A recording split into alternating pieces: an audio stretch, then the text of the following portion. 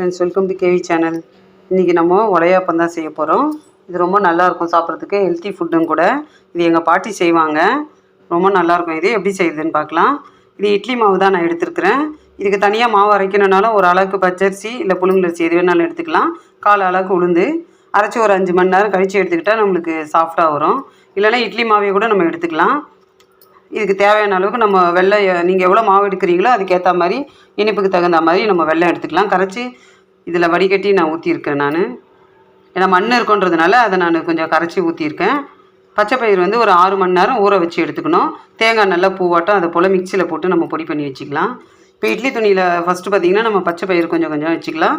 அதுக்கு மேலே வந்து தேங்காய் கொஞ்சம் கொஞ்சம் வச்சுட்டு அப்புறம் நம்ம மாவு ஊற்றிக்கலாம். இது இந்தமாரி துணியில் போட்டு நம்ம வேக வைக்கும் போது ரொம்ப நல்லாயிருக்கும். அது எண்ணெய் தடவி சுடுறதை விட நம்ம இந்த மாதிரி செய்கிறது அது நல்லாயிருக்கும். இப்போ எல்லாத்துலேயும் மாவு ஊற்றிட்டு நம்ம அதுக்கு மேலேயும் பச்சை பயிரையும் கொஞ்சம் தேங்காயும் அப்படியே தூவி விடணும்.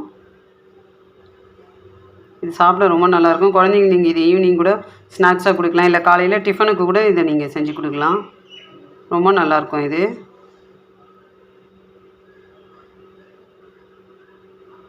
ஒரு 20 நிமிஷம் நம்ம அப்படியே மூடி வச்சோம்னா வெந்துடும். இது இட்லி வேகிற மாதிரி தான், அந்த டைம் தான் எடுக்கும். இதுக்கு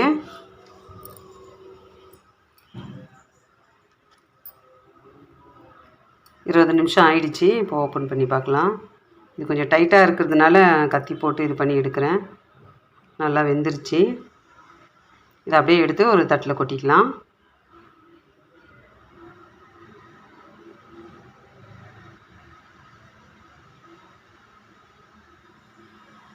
லேசாக இது மேலே அப்படியே தண்ணி தொட்டு இது பண்ணோம்னா அழகாக இட்லியை ஓட்டாமல் வந்துடும்.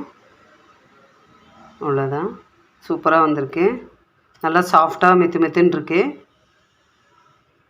இது ரொம்ப நல்லாயிருக்கும். நீங்களும் செஞ்சு பாருங்கள். இந்த வீடியோ பிடிச்சிருந்தா ஒரு லைக் பண்ணுங்கள். சப்ஸ்கிரைப் பண்ணாதவங்க சப்ஸ்கிரைப் பண்ணுங்கள்.